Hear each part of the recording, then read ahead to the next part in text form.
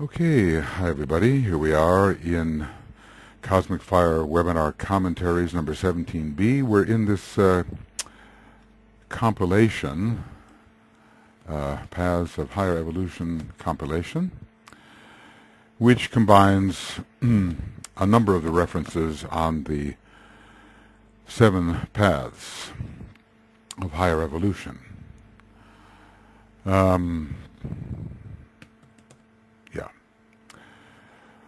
And we're into the rays and the initiations at this point. We've looked at initiation, human and solar, and a treatise on cosmic fire with respect to the first path of earth service, as it's called, the path of earth service. From rays and initiations number 3, page 397, this is the only path which the Lord of the world regards as within the field of his spiritual interference. He can intervene, the choice.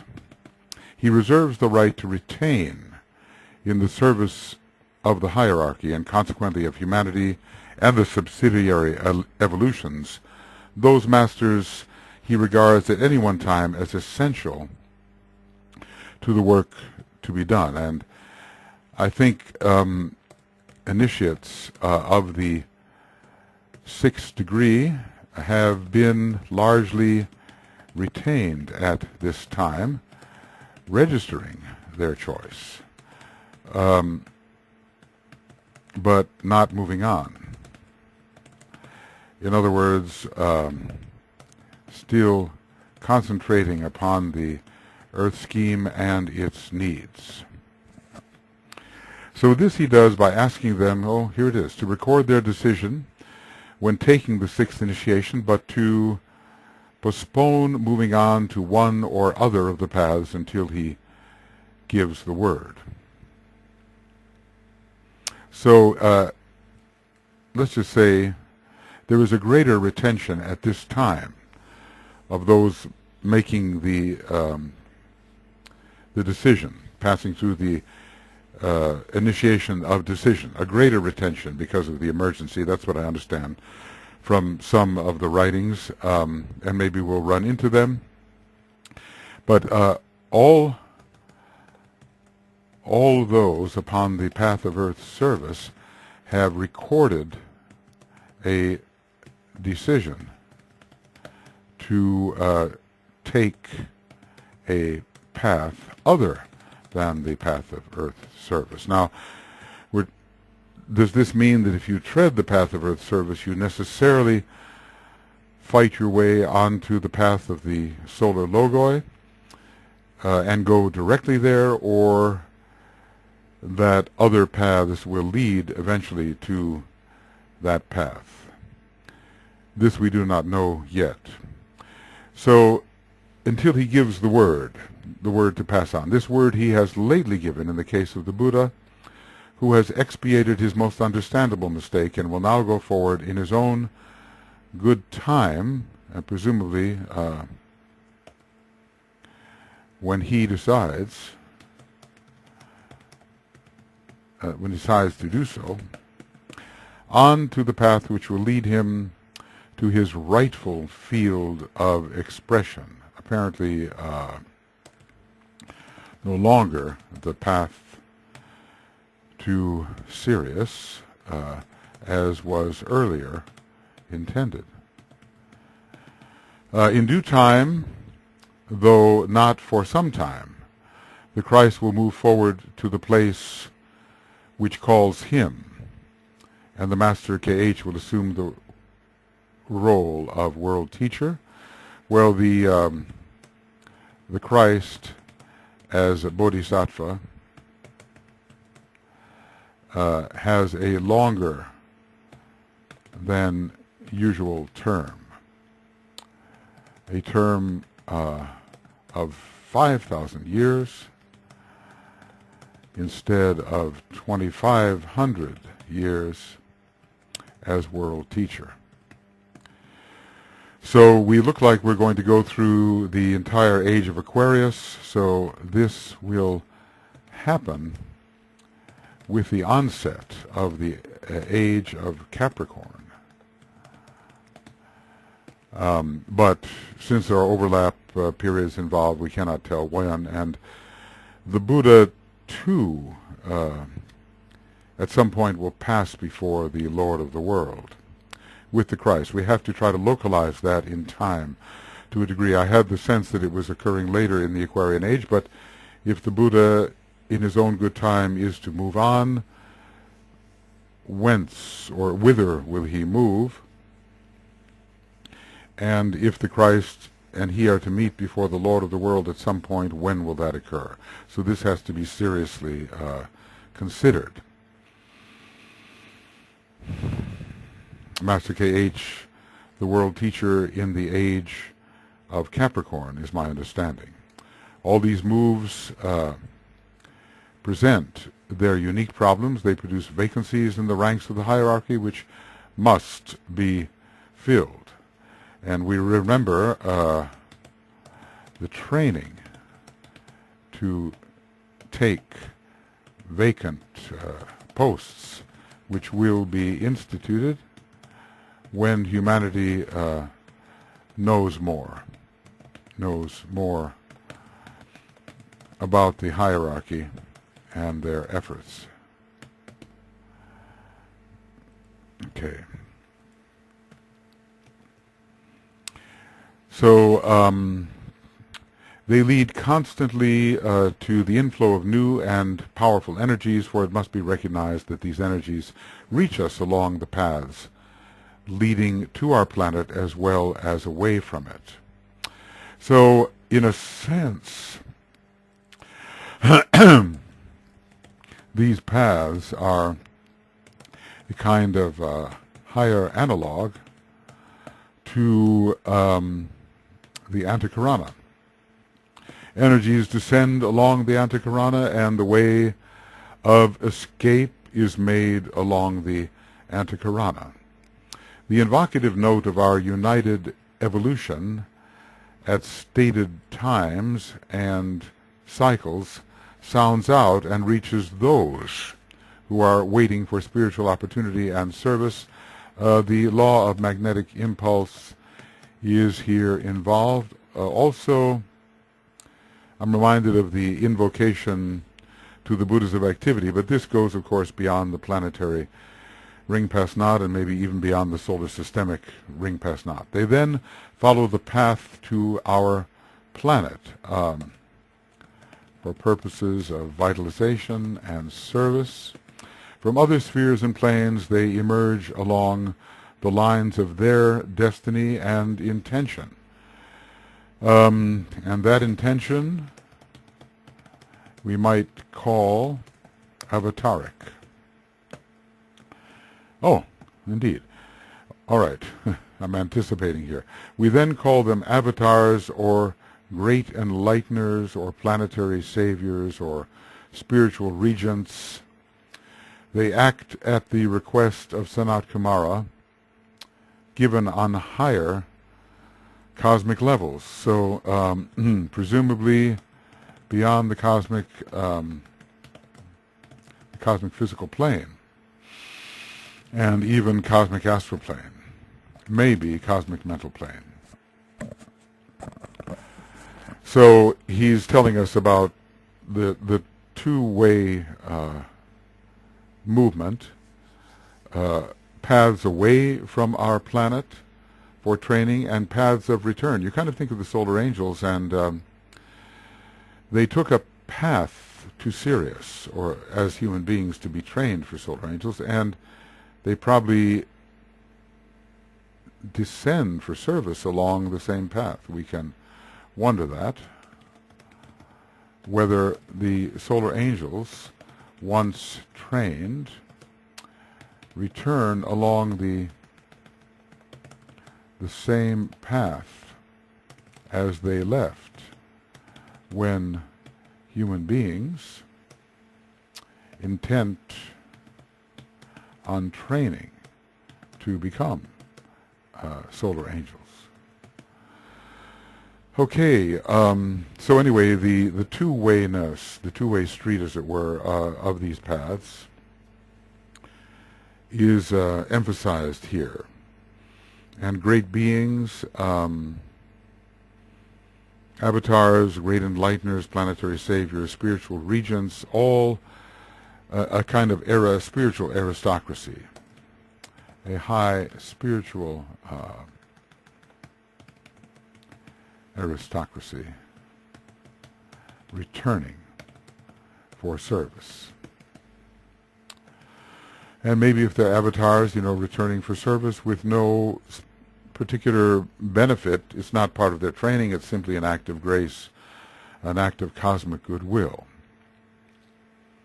It is nevertheless a statement of fact that in due time, even those who choose the path of service, what does in due time mean? We don't know how long they have to be retained along the path of what we have called solar service.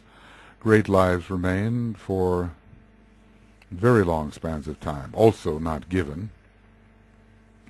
It is nevertheless a statement of fact that in due time, even those who choose the path of earth service and remain in hierarchical work are eventually given the right to follow their decision and to pass to extraplanetary service. At first it may be extraplanetary, because there are training stations, stations within our solar system, such as Jupiter and Venus and maybe others. There are certain planetary schools which seem to train for certain paths. The path of the planetary Logoi is somehow associated with Jupiter. The path, I think, of the fourth path to Sirius is somehow associated, I would say, with Venus. And you kind of wonder about Saturn.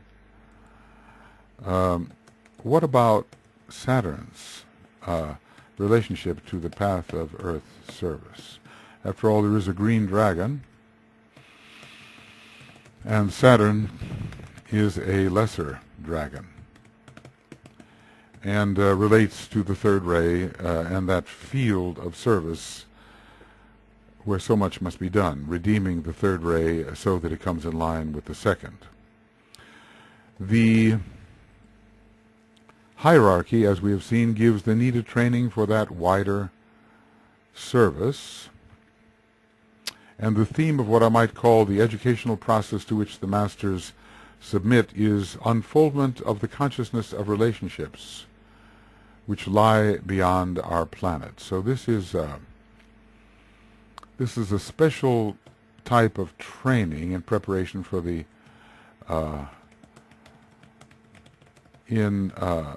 preparation for the way of higher evolution.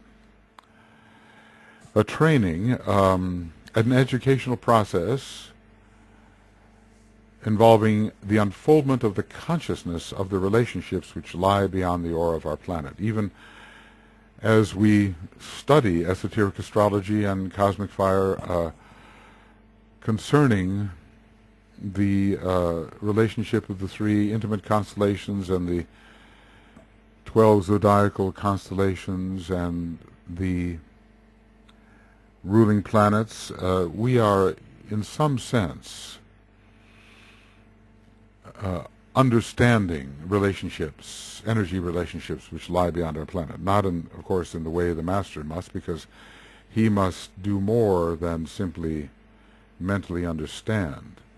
He has to get a sense of what the energy really is, and he has to be able to relate to and deal with those energies.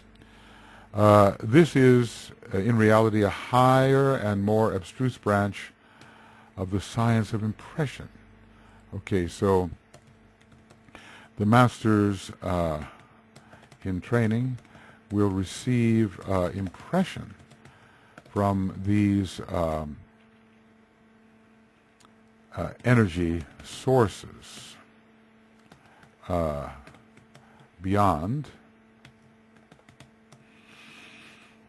our planet. Beyond our planet and even beyond our solar system. So the science of impression, spiritual telepathy, it's difficult enough to master when we're dealing with impression from the cosmic ethers of our cosmic physical plane. But now we're talking about impressions not just related to the plan and purpose of our planetary logos, but something far beyond, involving sources to which travel on the way of higher evolution is possible. So it's a more abstruse branch of the science of impression which disciples upon their lower level have to master. So, again, the analogy. This aspect of impression is, however, concerned with the formless worlds. Truly formless, well, maybe, whereas all the impressions to which the disciple has to learn to react emanate from and within the cosmic physical plane. So what are the formless worlds? And that's what's suggested, i.e., beyond the cosmic physical plane. So impression from the cosmic astral plane. Surely such a great being as the Christ is receiving impression from beyond the cosmic physical plane. He has, in his Vishnu-Neptunian connection, I would say a direct impression from the cosmic astral plane. Whereas all the impressions to which the disciple has to learn to react emanate from and within the cosmic physical plane, of which all our seven planes are an integral part. Our highest spiritual world is part of the substantial world, cosmically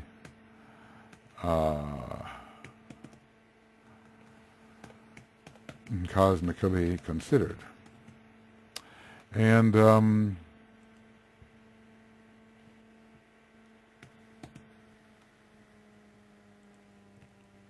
cosmically considered. Okay. The masters, therefore, are working at a conscious receptivity or sensitivity to the cosmic astral plane. Okay. And some paths, of course, lead to the cosmic mental plane. Some paths lead to the cosmic mental plane, and one even to the cosmic buddhic plane. But that will take many mahakalpas to tread. We're told that a master now, page 272, I did remember it. I wrote it down in big letters, So here in Cosmic Fire, page 272, 272, not just 27, 272, it says,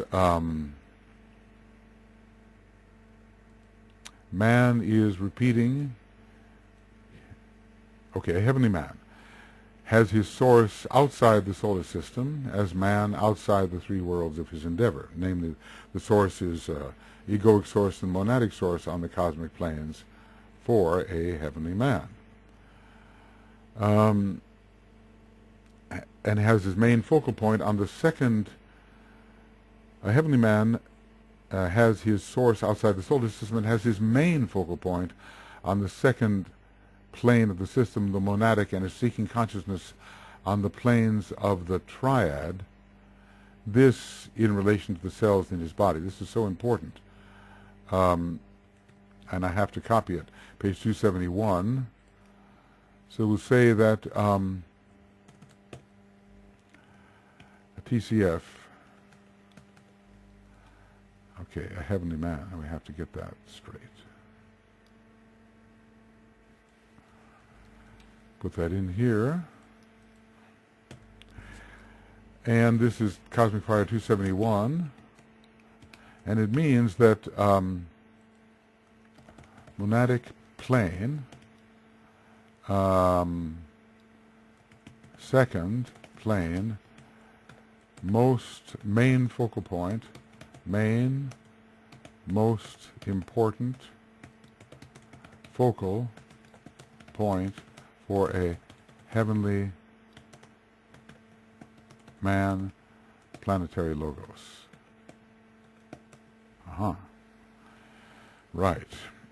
English US? No. English UK? Yes.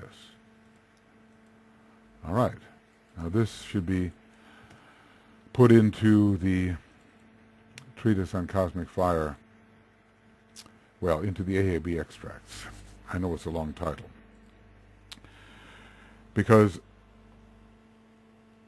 main focal point, because we have seen that there is a particular focus for the heavenly man upon the monadic plane, and it doesn't mean that he doesn't have a focal point on the logoic plane.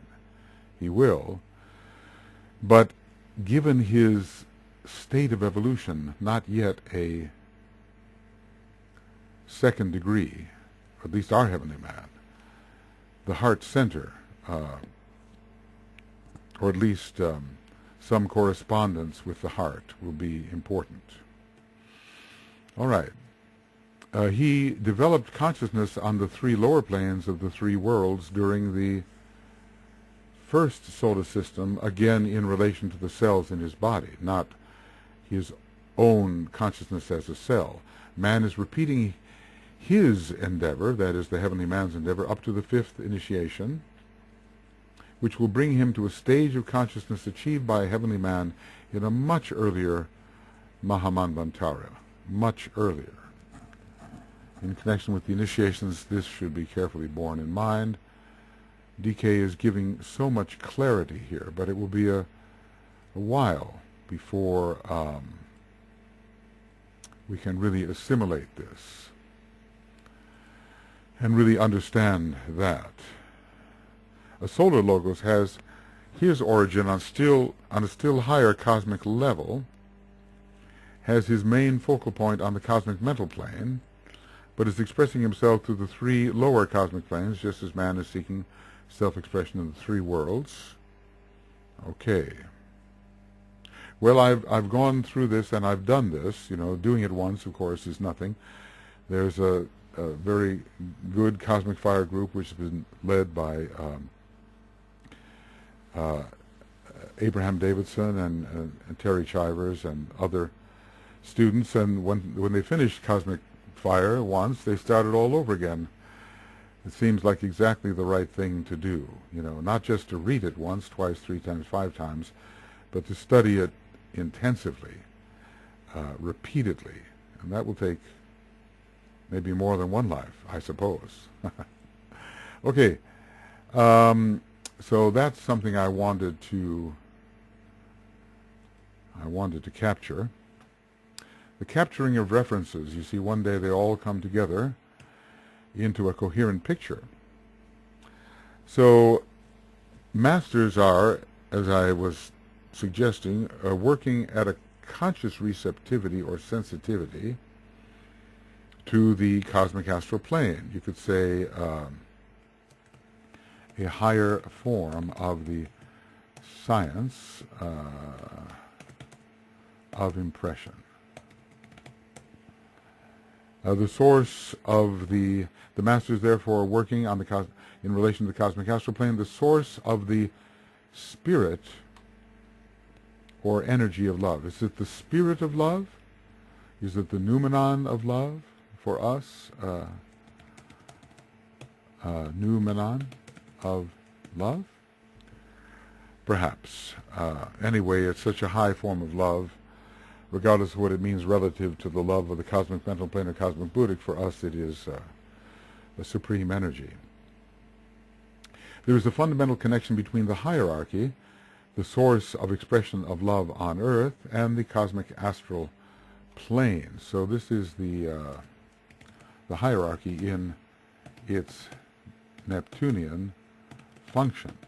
And it is towards this objective that the masters work who choose the path of Earth's service. And you have to say, well, will this lead to the path of the solar logoi? Anyway, they must become receptive to the cosmic astral plane. Master DK, who apparently is treading the path of Earth's service, says he does not know what transpires there. He has not been there. But maybe in terms of receptivity, the masters can achieve something. Now, it seems to me, think of it this way. the first path, well, let's capitalize those. First path, the sixth grade of hierarchy, the energy of Neptune, and the cosmic astral plane, which is the sixth cosmic plane. Those ideas go together, and I suppose pure cosmic astral love as being an important basis of identification, which the masters on this path must master. The major ray of our solar system is that of love wisdom, and there's no better field on which to master the preliminary stages of that divine unfoldment and receive the needed development and education than on earth. So the second ray soul of our planetary logos makes the earth scheme and maybe our planet and its chain the best, quote, place to master love wisdom in its preliminary stages. So you would think that with all the struggles we have with matter and with the leftovers of the previous solar system and with the obdurate and unresponsive congestions of energy we call matter, you'd wonder how Earth could possibly be such a fine place to learn love wisdom. But perhaps Saturn here is the great teacher, Saturn and its influence on Earth. Saturn and its influence on Earth may make this planet the best place to learn. Really, the law of karma under Saturn is the law of love, and Saturn is a very sacrificial being, having made, we are told, a bridge for lost or almost lost beings of the previous solar system to make it into this solar system. And so I just have to impress that upon myself. There's no better field on which to master the preliminary stages of that divine unfoldment and receive the needed development and education than on Earth. So we can say that,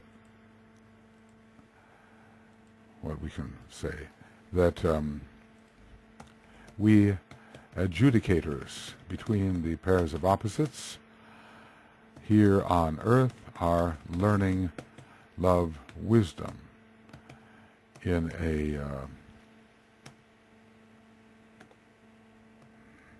an exemplary manner. Okay. Now, on the earth, the masters have overcome glamour and illusion, and for them, no astral plane exists, simply a vibratory field through which to express love. Here again, a 6 in relation to this path. And remember that these masters fight their way onto the 6th path of higher evolution. 7 paths. The 6th path. So, how about that? 6th path of higher evolution.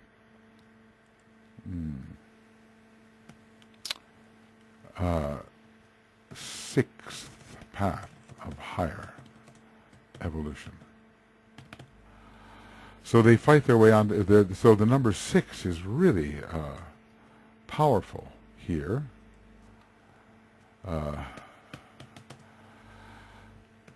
Yeah, okay, I see what the problem is.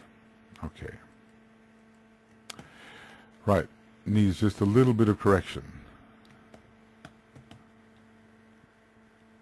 And we'll do this sixth path of higher evolution, quotation mark. All right. Now ahead of them, and owing to their freedom from these bewilderments, what's a bewilderment? Lost in the wilds, lost in elemental life, lost in the forest. That's what it means to be bewildered, among the trees. Interestingly, the trees was the name for the Black Lodge of old, lost among the trees. Now ahead of them, and owing to their freedom from these bewilderments, will come the opportunity to enter into the heart of God, the center of pure love, and from that center to tread the way of love. Wow. Okay. And this suggests the path of the solar logoi.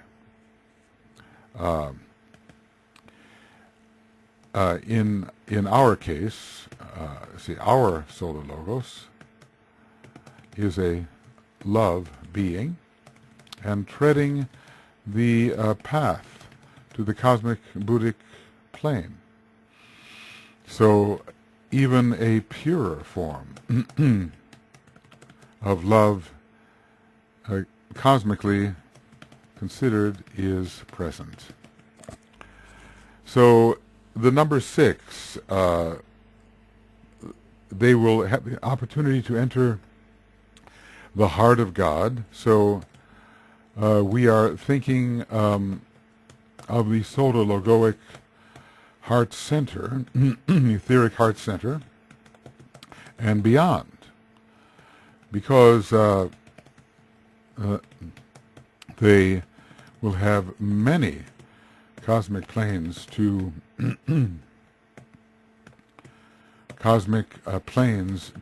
traverse until they reach the cosmic buddhic plane. So the center of pure love, and from that center to tread the way of love. We have to say that any path leading to the cosmic buddhic plane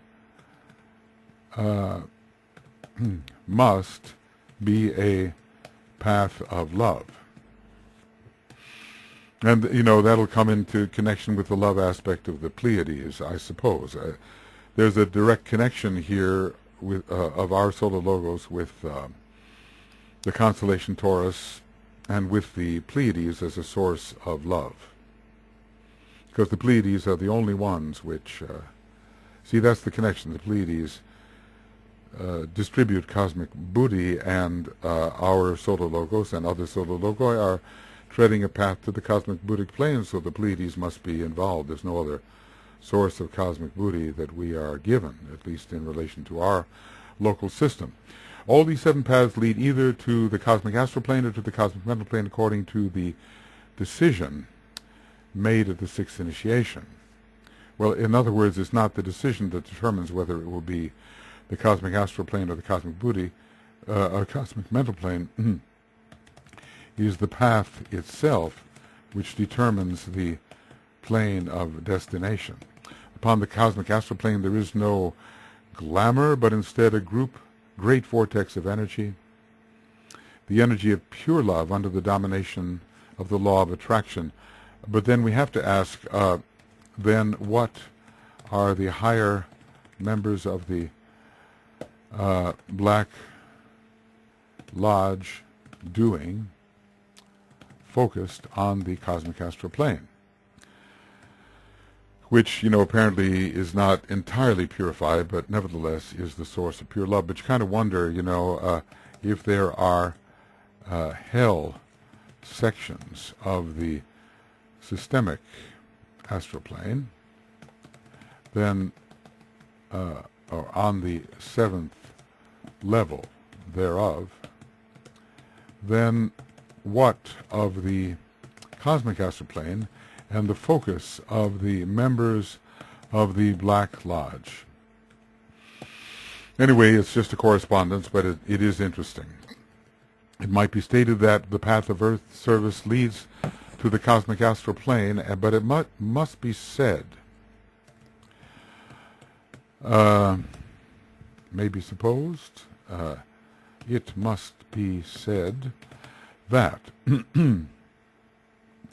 if the path of the solar logoi, is the destination of those who are on the path of Earth's service, then the cosmic astral plane is not the last destination for such masters. Okay, so anyway, the cosmic astral plane, that is, but progress along the path of the solar logoi must be very gradual, and other stops along the way will be experienced. The path of magnetic work leads to the cosmic astral plane, okay, and there is extensive work done there by the fifth ray masters, or chohans, or monads, who work in connection with our astral plane. The path of training for planetary logoi leads to the higher levels of the cosmic mental plane, and I don't think I ever noticed, and I must say, to the higher levels. So cosmic causal training must be involved, because the higher levels of the cosmic mental plane is where the egoic lotuses of the planetary logoi can be found. Okay, path 4 leads to the cosmic astral plane, and my question here is, was this always the case? Was this the case when the human beings of the previous solar system, or the human initiates, let's see, of the previous solar system,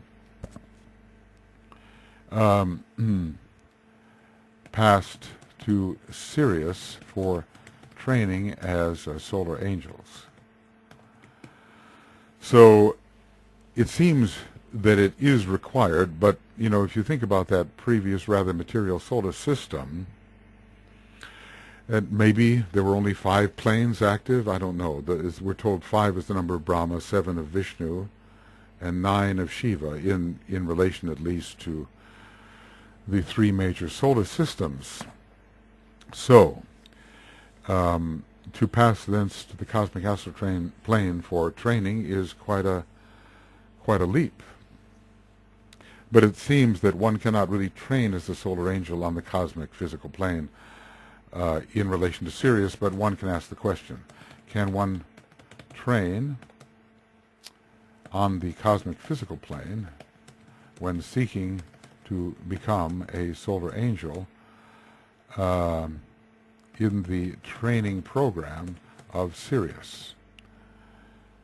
In any case, there were initiates in the previous solar system. I think the 3rd initiation was the highest initiation one could take in the previous solar system. Anyway, the Buddha could not take the 3rd initiation on the moon chain, we are told. Conditions were not ripe for him to do so. And maybe that initiation was not offered on the moon chain, but if it was, at least at the time he was ripe for taking it, he could not.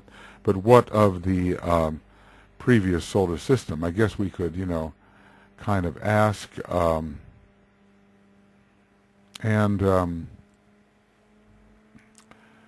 solar system, 3rd initiation, previous. What does it say?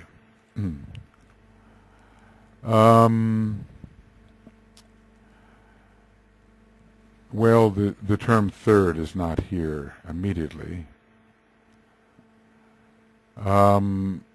Forget not that the black magicians of today were the initiates of a previous solar system, maybe not high initiates.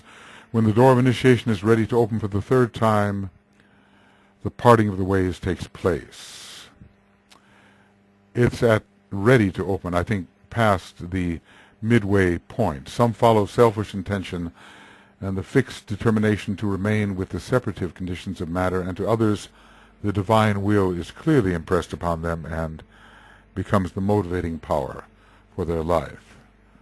It was under instructions from the Great White Lodge on Sirius that the door remains closed the third time to the Dark Brothers. Evil, as we understand it, has absolutely no place on Sirius, and one becomes then a disciple in relation to Sirius at the third initiation. So I'm not finding it there.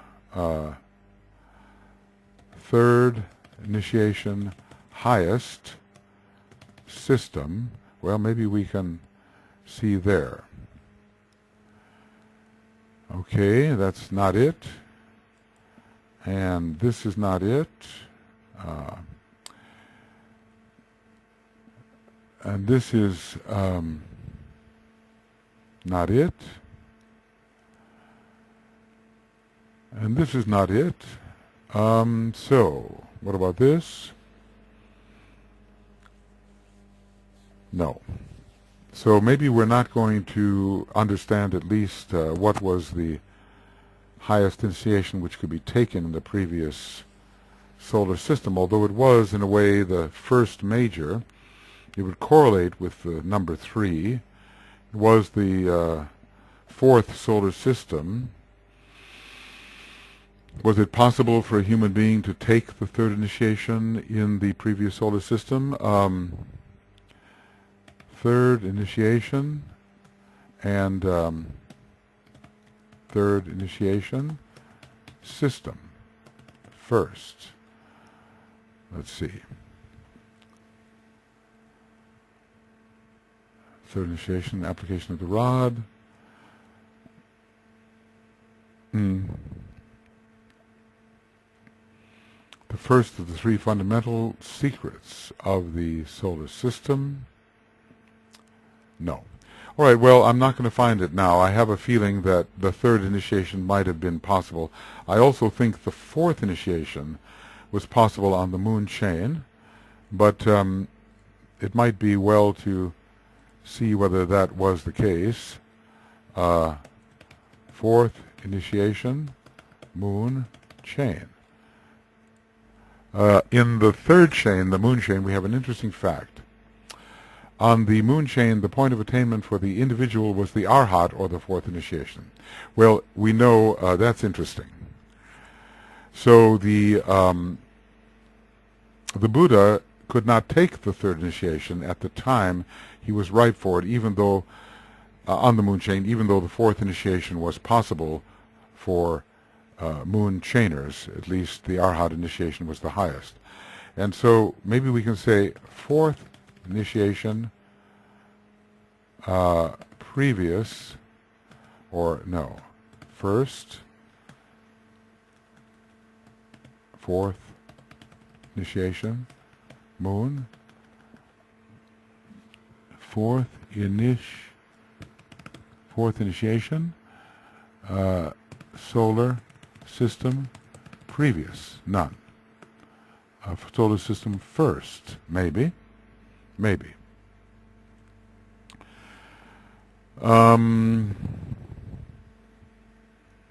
taking a little while, I'm sorry. Fourth initiation, another Buddha will transmit second plane force. Amazing. No. In the first solar system, the fixed cross holds him in this solar system, fixed in place. He mounted the mutable cross in the first solar system. Okay. No. All right, well, we're not going to find that reference, but maybe someone does know it and can convey that to us. Could the third initiation be taken in the previous solar system? what was the highest initiation? The highest initiation on the moon chain was the fourth, and this the Buddha could not take there. He probably took that, well, we cannot say when. We don't know, but we know his third initiation was taken in this chain, this earth chain. The ray path leads to the cosmic mental plane, okay, and the path the Logos himself is on leads to the cosmic buddhic plane, and we have to ask, is this the case for all planetary logoi? Or rather, solar logoi. So, is this the case for all solar logoi, or simply for those who have a strong second ray, as our solar logos does? The path of absolute sonship leads to the cosmic mental plane. Notice when we mention cosmic mental plane on path 5 and path 7, we do not speak of the higher levels. So let's say no higher levels of the cosmic mental plane are mentioned as in path 3. I find that interesting, and this we can also put here, although absolute sonship seems a very high type of destiny. Now one can only wonder about the synthetic destinies of path 8 and 9. You know, if you compare path 8 and 9 with initiation 8 and 9, you see that initiations 8 and 9 for man are synthetic, and they involve groups of rays rather than a single ray. Even initiation 7 for man involves this second ray of love wisdom. So what about, I think it's the 4 rays of attribute for initiation 8, and maybe the 3 rays of aspect for initiation 9. Let us check that out. The rays and the initiations, and it should be immediately above us. The 4 minor rays and the 3 major rays, indeed, they are synthetic. So one wonders about those greater paths. Nothing is mentioned about them except that they are now open, and one cannot help but think of the 9 Pleiades, including Atlas and Pleione, and not just the 7 sisters. It's almost as if these are the major ones, and somehow the other,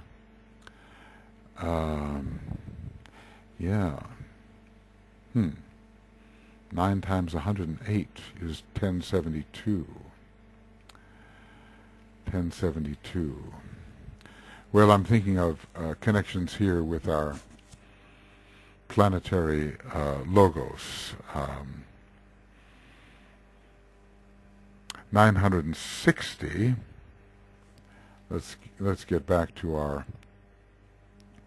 So 960 divided by 960 divided by 8 equals 120. 960 divided by 9. Okay, clear this. 960 divided by 9 equals nothing equal there. We know that, let's see, it's the 1,000-petaled lotus, but it has 10 times 96, that's it, is 960. 10 times 96 plus 12, 972 petals. That's what's important.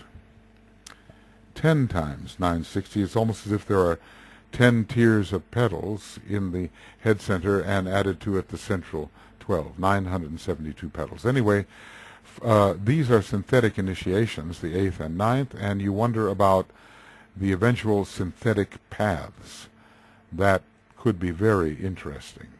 But DK, you know, there's enough to manage just with the 7 paths in our conception, yet alone adding the synthetic paths. Matter of fact, he really says very little about the 8th initiation of transition and the 9th of refusal. Even not much about those initiations, and so the cosmic paths are even greater in their opportunities. Three paths, therefore, lead to the realm of loving, attractive energy. And which ones? A path of earth service, path to Sirius, and the path of magnetic work. One path leads to its higher correspondence, the cosmic level of pure reason. He doesn't talk about love, he talks about the intuitional meaning, the cosmic level of pure reason, the cosmic buddhic plane. And three lead to the realm of divine mind, and one specified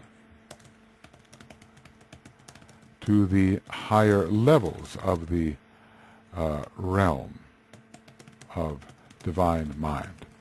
Four of the paths relate the advancing master to the heart of the great life who functions through this solar system, and three to his mind nature. The heart of the great life, and who is that great life? And is there more than one? And I would say to the cosmic logos and the superconstellational logos, the one about whom. All of them lead the initiate eventually to the central spiritual sun, and let's see, not just Alcyone, but to the Pleiades in general. Now, and here the central spiritual sun does not mean the monad of the solar logos, okay? Because they go beyond the system. All who work in Shambhala find their way to this supreme center by the three most arduous ways, whilst the remainder reach the same goal by the way of love. Now, all who work in Shambhala find their way to this supreme center. Aha. This supreme center, not to Shambhala. Shambhala is not the supreme center.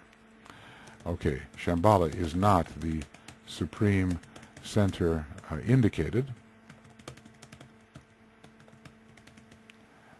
but rather, okay,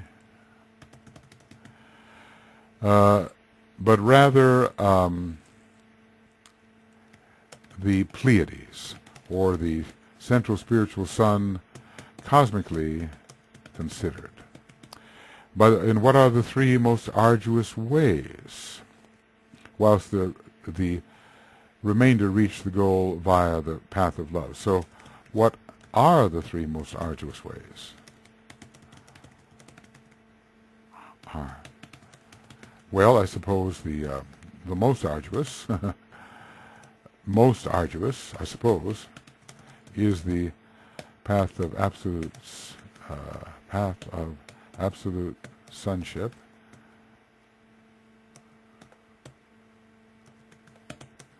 Okay, I think it's necessary then to put that in.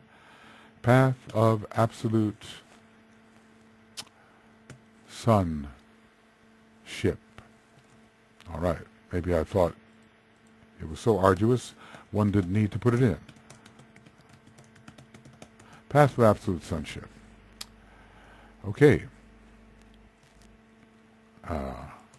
No? I better try again. Path of absolute sonship. And let's see if I can add this. Path of absolute sonship. Okay, try it again. Let's see if anything can be added. Path, yes, path of absolute sonship. All right. And it looks also as if the ray path, and also the path of the planetary logoi, path of planetary of okay, it looks like some of these have not been put in.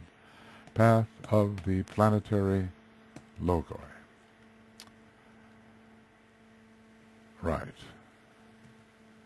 So let's do that.